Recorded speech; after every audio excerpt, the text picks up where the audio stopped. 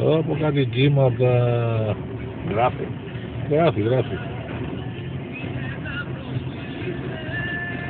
Αλλά την έχει κάνει την άμμο για τζόκιν τώρα, πίστα.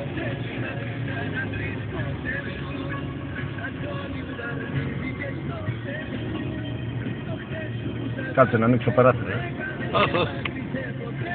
Άμα δεν είναι διακόπτωση. Για να πάρεις καθαρή εικόνα, ρε. Είναι το Αιγαίο, τύπη Αιγαίο που λέγε η κυρία Πίνση.